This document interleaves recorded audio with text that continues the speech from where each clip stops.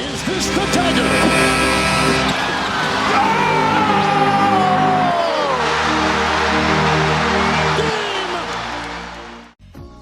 G'day guys, JB here coming at you with another Legends profile, and we are winding the clock back once again to take a browse and a peek at some of the more historical figures in the history of the NBA. And this time we're going to peek back to the 1950s and one of the leading guards of the era, one of the or arguably the best shooting guard of that era, and certainly a foundational player in the history of the game. In the great Bill Sharman, of course, Sharman known as one of the great Celtics of those Celtic teams, and has certainly been a key contributor throughout league history, not only as a player, but certainly off the court as well. Of course, our most recent video was on the legendary Joe Fulks, and going back from there, more modern players such as LaMarcus Aldridge and Jason Kidd went a little bit retro there in the 80s and 70s as well, with Joe Dumars, Sidney Moncrief, Bobby Jones, Bobby Dandridge, of course heading even further back sort of towards here with Nate Thurman, Sam Jones, Paul Arizin, and then of course rotating through with Dwight Howard, Ben Wallace, Dennis Rodman, Kevin McHale and Dennis Johnson. But we'll touch base on Bill Sharman, the impact he had as a player, where he stood as a player, certainly what he was able to deliver, and certainly historically sort of where he measures up, not only from an all-time scale, but certainly as an impact person in the NBA. So without further ado, let's get into it. Let's take a look back at the great Bill Sharman. One of the star shooting guards of the 1950s, let's take a look back at the career of the great Bill Sharman. He was a 4-time NBA champion, a 4-time All-NBA first team member, a 3-time All-NBA second team member, an 8-time All-Star selection, and a 1-time All-Star MVP. In the regular season, he played 711 games, averaging 32 minutes a game. He averaged 17.8 points, 3.9 rebounds, and 3 assists. He shot 42.6% from the field and 88.3% from the free throw line. In the playoffs, he played 78 games, averaging 33 minutes per game. He averaged 18.5 points, 3.7 rebounds, and 2.6 assists. He shot 42.6% from the field and 91.1% from the free throw line. And in the NBA Finals, he played 29 games, averaging 32.1 minutes per game. He averaged 19.8 points, 3.3 rebounds, and 1.8 assists. He shot 42.8% from the field and 92.6% from the free throw line. He finished top 10 in MVP voting twice, and finished top 5 in MVP voting once. While we marvel at the shooting prowess of the game today, and we revel at the growth of the long ball game, we must pay respects to one of the forefathers of elite shooting, because despite the perceived inefficiency that plagued the early years of the NBA, Bill Sharman has a genuine case as one of the best shooters the sport has ever seen. Whether it be his efficiency for his era from a guard standpoint, or his assassin's approach at the free throw line, Sharman was a big-time player and a key cog in the early success of those Celtic teams in the late 1950s and early 1960s. You won't see Sharman top out the all-time leaderboards beyond the free throw line, but he remains among the best Celtics of all time and loomed large over his era.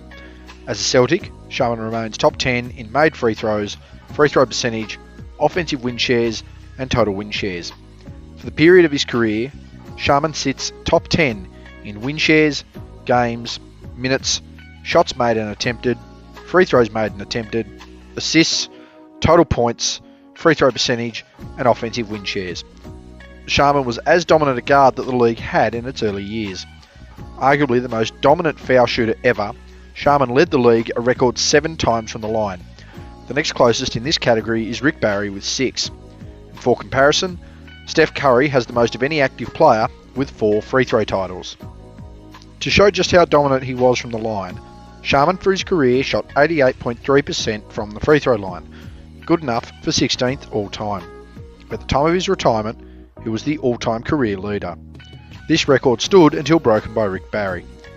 For some comparison, his career mark is better than the likes of Dirk Nowitzki, Trae Young, Devin Booker, Chris Paul, Chris Mullin, Kawhi Leonard, James Harden, Klay Thompson, Paul George, Shai Gilgeous-Alexander, and Mitch Richmond. For even further comparison, Sharman sits only 0.1 behind Kevin Durant, with Larry Bird, Kyrie Irving and Reggie Miller immediately after them. No matter what way you wish to shape it, Sharman is an all-time elite shooter from the stripe. Now, let's get some modern perspective on his foul shooting. For the span of his career from 1950-51 to 1960-61, the league free throw average was 73.6%. This saw him 14.7 points above the rest of the league, or 20% better. In the 2023-24 season, the league average from the free throw line was 78.4%. Had Sharman been 14.7 points above that season average, he would have shot 93.1% from the line. More so, had he been 20% above that league average, he would have shot 94.1%. Both marks would see him lead the league from the charity stripe. In his peak season of 1958-59, Sharman shot a mind-boggling 93.2% from the free throw line. As of today, that is good enough for the 22nd best season all time, and much like his career average, was the all-time single-season record at the time of his retirement. This record stood until 1976-77, when Ernie DiGregorio broke it. Moreover, the mark is better than the single-season bests of Larry Bird, Klay Thompson, Damian Lillard, Kevin Durant, Devin Booker, Chauncey Billups, Dirk Nowitzki, JJ Redick, CJ McCollum, Paul George, and Kyrie Irving. This is insane when you consider all their seasons are 90% or more from the line. To add more modern perspective, the league average from the line in 1958-59 was 75.6%, meaning Sharman finished 17.6 points ahead, or 23.3% better than the league average. With the league average in 2023-24 being 78.4% from the free throw line, that would be equal to shooting 96% from the line if 17.6 above the average, or 96.7% if 23.3% above the average. All good enough to dominate the league from the stripe. Even without any conversions to draw a picture of how elite he was, Sharman measures up. In modern terms, with all the relative conversions to the modern game, he would have the second best single season at the stripe ever and have the best career free throw percentage of all time. And if efficiency at the line isn't enough, then Sharman ticks the box from the field too.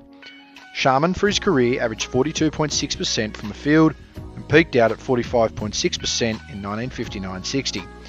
Compared to the era average of 38.5%, Sharman was 4.1 points or 10.6% better than his peers.